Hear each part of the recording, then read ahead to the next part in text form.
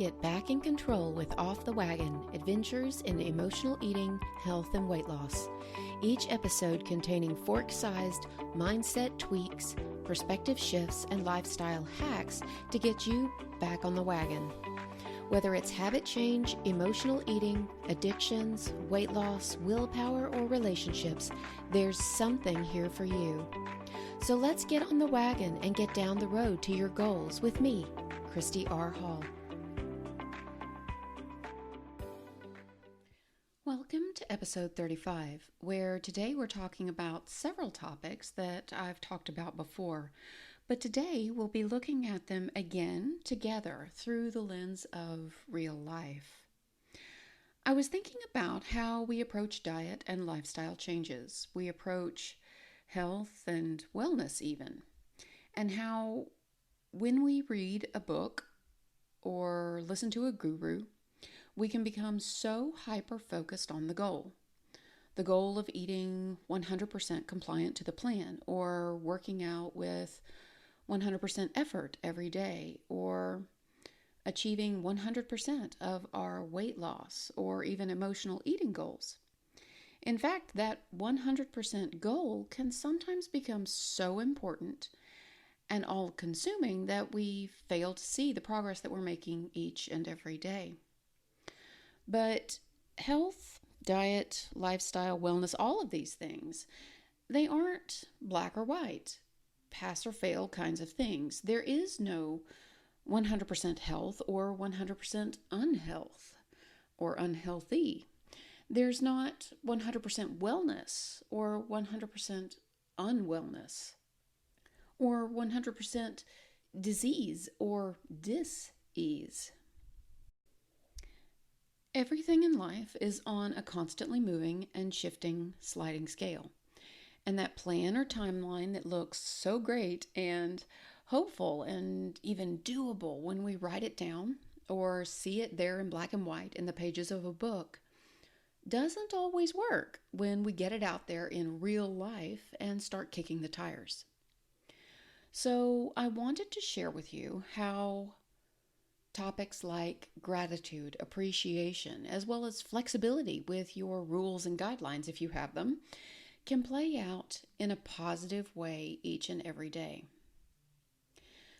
My husband and I have been together for 22 years, but only 4 of those have we been married. And for all of those years together, we've done nothing but talk about going to Ireland, Scotland, Wales, and Great Britain. We've wanted to do this for years, and we've waited for years to do this. We waited for just the right time, right? Not wanting to have to board our animals. And so we waited until there was only one left. This year, for our 4th anniversary, we finally took our honeymoon and went to Ireland. Now, I want to preface this entire podcast by telling you up front, and I think we've discussed this before, that I practice a low-carb and ketogenic lifestyle. I'm also potato intolerant. I'm telling you this not because this episode is about how to do low-carb or potato-free in Ireland. No, it's really so that when I tell you about the rules and guidelines and appreciation, you can understand what I was working with. Now, I know what you're thinking. Wait, right? Ireland is the potato capital of the world. Why in the hell would you go there? Well, I didn't really think that it would be that big of a deal. I was wrong. It was. Because not only is Ireland the potato capital of the world, but every meal is heavily carbed with breads or grains. Now, for a regular dieter, they would simply go off of their diet for their vacation or holiday and worry about it when they get back. As you hopefully know by now, I don't really think that this is the best way to approach health.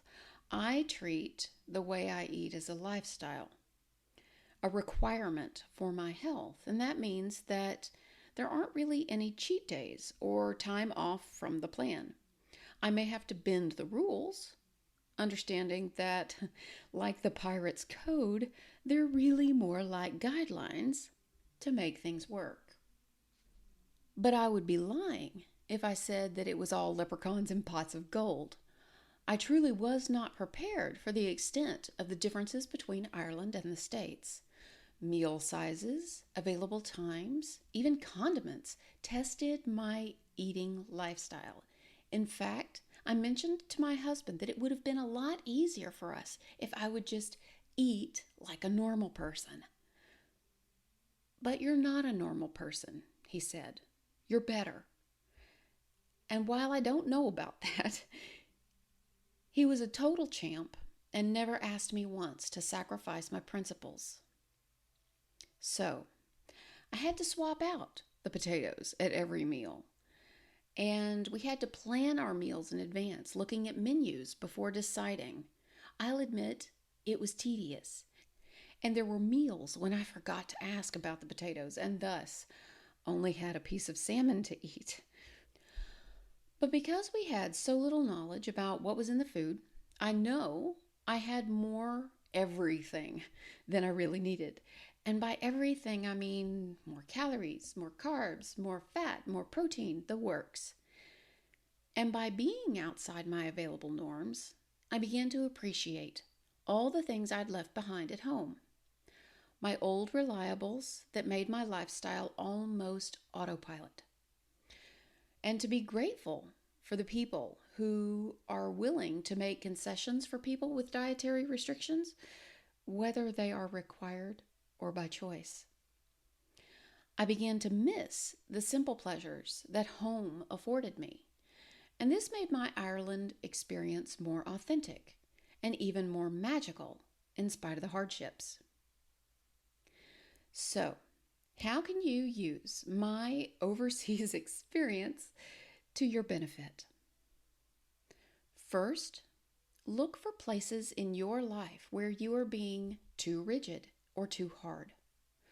Places where you're making it too difficult on yourself or even others, and see if you can ease up a bit. Second, one morning while you're having your coffee, take a moment to evaluate all the things that you have and use every day that you could miss or would miss if you didn't have access to them.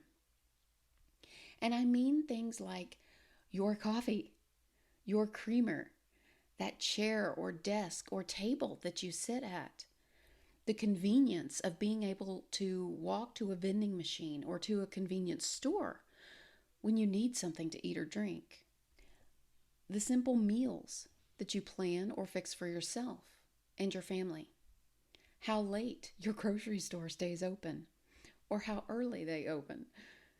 Life could be so much more difficult and taxing.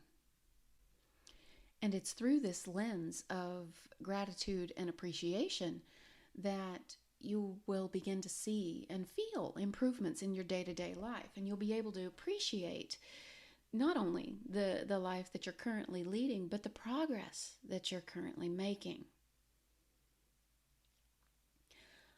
I hope this short episode has been helpful for you today. If you have any questions or concerns or comments, or just want to, ask me where I stayed during my trip to Ireland. I was there for 15 days. Feel free to reach out to me. I can be reached on Facebook at fb.me/Coach Christy R. Hall or at my website, www.christyrhall.com. Thanks so much for listening in, and I'll talk to you soon.